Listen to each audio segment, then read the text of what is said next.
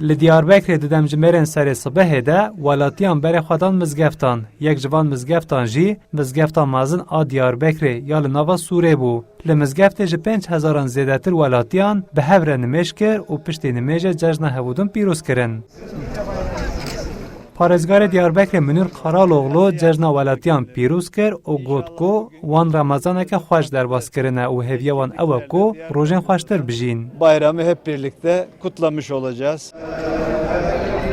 Siyasetmedaran jî amaje kirin ku piştî bandorên giran yên pandemiyê ew kêfxweşin ku cejneke bi girseyî pîroz dikin. Ramazan baş derbas bûyê, hewa jî îsal hebkê hênik bû, baş derbas bûyê. Ez ê cejna hemû milletê İslam, ümmetê İslam pîroz dikim. Eîdê we bimbarik be, bi xêr û selametî be inşallah. Valla herî mezin ew ihtiyaca me aşîtiye.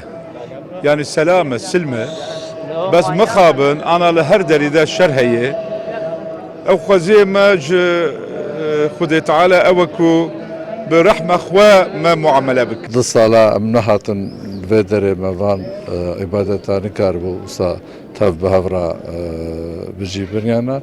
Lê elhamdülillah ev nexweşîn derbas bû, ev şov derbas bû. Sehl bû. Ne ku temamî rabû. Lê hinkî sehl bû, ji ber ku sehl bû, îbadet tev bi hevra tê kirin. Mümkün e em hemd ji Xwedê re ku em mirov gihîştine hevdû.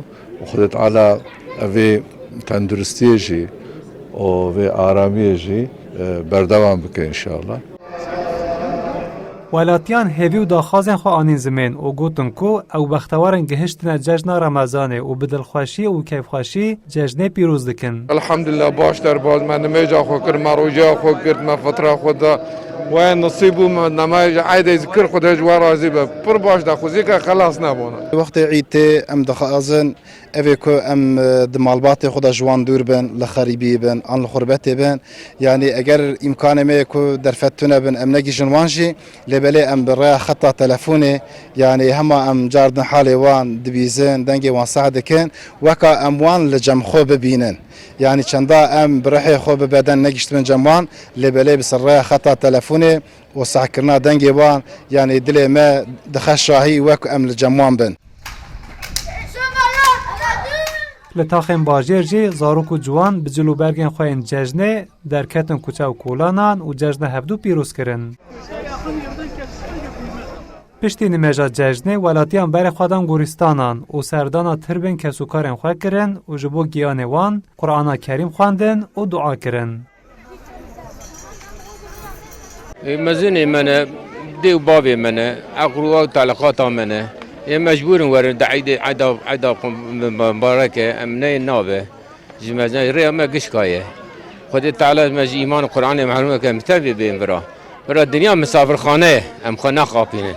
Vallahi mirî xwe ra, mirî hazira ra gişkara em tê Yasînekî dixwîne, em Fatihekî dixwîne, xêr e. Li Diyarbekirê jî pîrozbahiyên cejnê dê her sê rojan berdewam bike. Welatê di maveya cejnê de serdana xizm û kesûkarên xwe dikin û cejna hevûdin pîroz dikin.